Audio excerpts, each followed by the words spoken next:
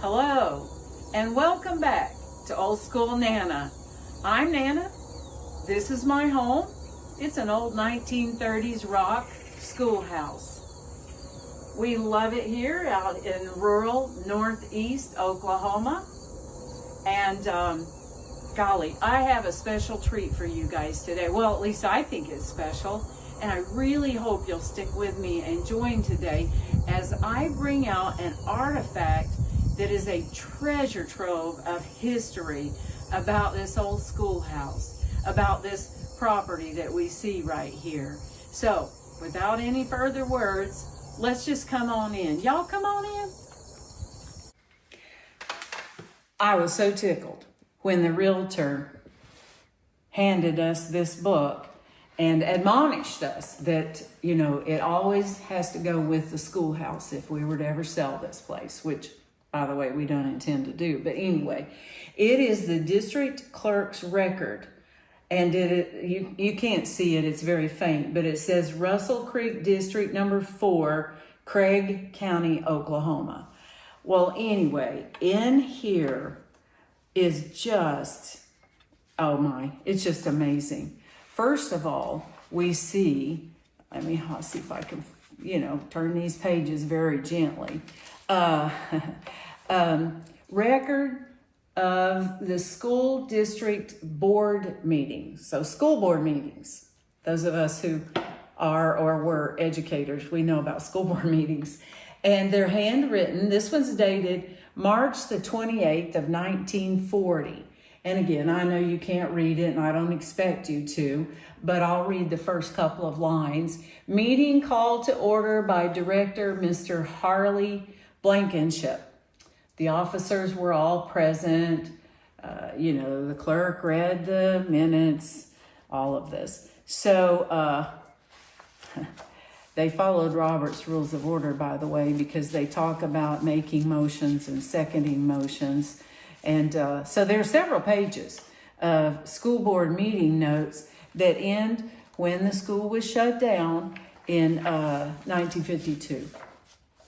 Well, then another section that I find really interesting, this section that is the clerk's warrant register and appropriation record. In other words, they're going to keep track of the money that they spent. And I love this. They put in here this teacher, Sherman Cox, and we'll come back to him in a little while. And this just says September the 29th of 1940. And his salary for the month of September was $90. And I saw another page in here that showed his salary. Where's that page at? This is just great. Anyway, his salary that month, I don't know why. Maybe it was just a short month. But anyway, his salary was $86.05. I thought that was great.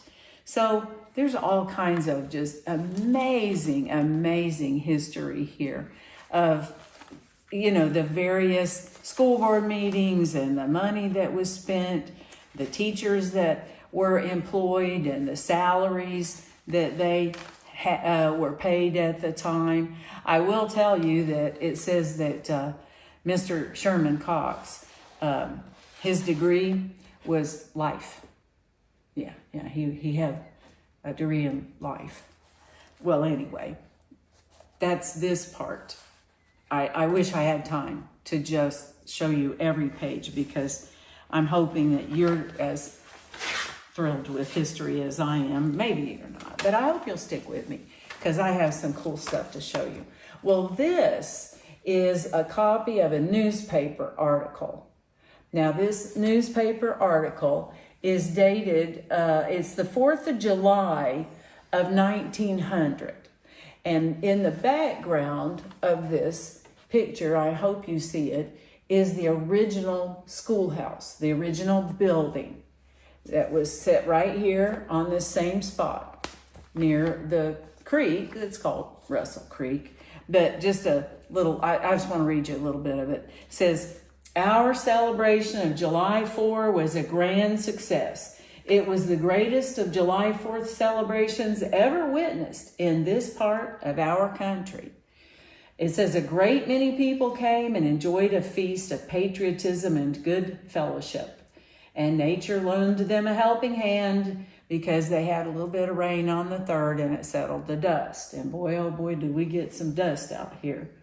It says, wow.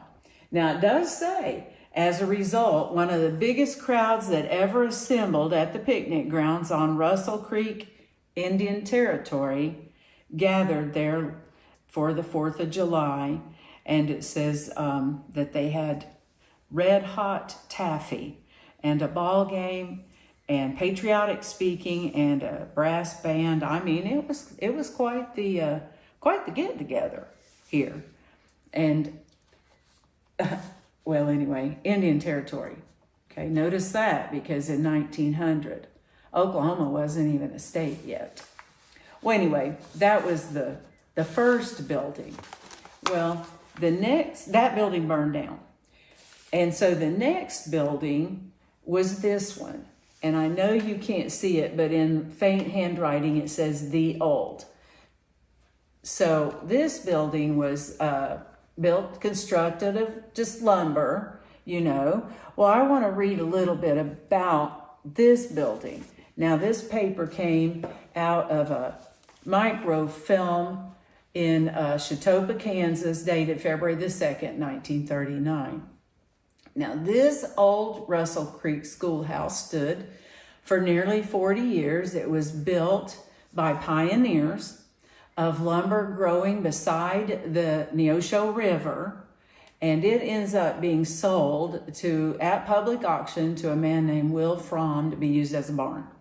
Well, anyway, it was dedicated, and they decided that they needed to get some money together to build a better building than this one, because let me tell y'all something. When the song says that the winds come sweeping down the plains, they are not kidding. And this old wooden building, after many years, had become, well, rickety. Like these gusting winds could make you think that maybe the building was fixing to blow away. Well, it was replaced by the new, says it very faintly on this picture. Now, the picture you're looking at here is the original building, the one we're sitting in right now.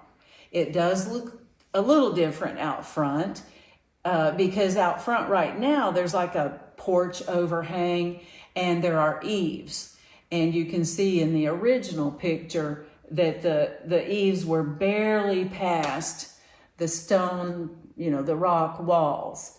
And there was also a large double schoolhouse door, probably was metal. And these windows, we'll talk more about them another day. They're actually still here. And they are still somewhat functional. But anyway, this is the part that I have to redo this. And I hope you enjoy hearing about it as much as I do. But anyway, it says Russell Creek, this is February the 2nd, 1939. Russell Creek dedicates modern school building built through WPA with native stone, thoroughly modern. The dedication Friday night of the new Russell Creek Rural School Building was the realization of a 25-year ambition for the people of that district. So it said that they had, tried a bond, that's what it was called. A bond election was called for this district to vote money to match the federal allowance. The election was successful, and so the dream of a new schoolhouse came true, when on September the 29th, 1938, the supervisor, Homer Smith, and his crew began work on the new building. Charlie Murdoch of Blue Jacket turned the first shovel of dirt, after which WPA workers dug the trenches for the footing. When work was started, it was expected that the building would be completed and ready for occupancy within 90 days. Unavoidable delays in receiving some of the materials, however, moved the completion date up about a month until January the 19th. Now, if y'all think about that, they turned the first shovel of dirt on September the 29th, and this building was completed January the 19th. October, November, December, January. Less than 4 months. Okay. Wow. That is astonishing. All right, here we go. By the time it was dedicated, regular school sessions were being held in the new building. This thoroughly modern building is 33 feet deep by 42 feet wide and is built of choice native stone, all of which was taken from the Will Fromm Farm in Russell Creek District. Floors are of concrete, and a concrete sidewalk extends from the front door to the road. Besides a large classroom unusually well lighted by immense many-paned windows, the building contains a teacher's supply cabinet, locker, library, 2 cloakrooms, a home economics room, first aid cabinet, and a small hall. At the front of the classroom is a stage, used ordinarily as a teacher's dais, but large enough to present community programs, graduation exercises, etc. A piano is on the stage. Although Russell Creek District is not supplied with electricity, the building is wired for electrification when power and light lines are run there. Altogether, there are 10 doors and 12 windows, the windows containing 162 panes. 7,977 man-hours were spent in constructing and outfitting the building. The teacher, Sherman Cox, says he is wearing the smile that won't come off and that he feels much safer in the new building on windy days. I imagine he does, because the wind does come sweeping down the plains. I have to add this note that really has nothing, well, almost nothing to do with the building, but I just find it quite amusing. It says, note, to W.G. Garrity of Rockford District, I don't know where that is, goes the unofficial record for auctioning off more boxes at Russell Creek box suppers than any other auctioneer, living or dead. And before I end, I want to go back to Will Fromm, that I told you we'd talk about him in a minute. The second, the old building, the wood building, this one right here, says was sold to Will Fromm at auction to be used as a barn. I thought to myself, well, they got all the stone to build this rather large building from Will Fromm's farm. Seemed like they ought to have given him the old schoolhouse, but apparently that didn't happen.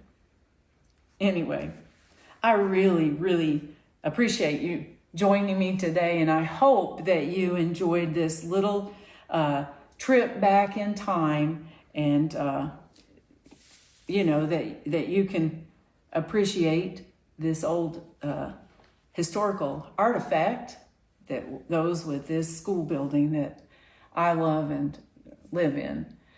But more important than anything else I've said today, just in case no one has told you today, Nana loves you.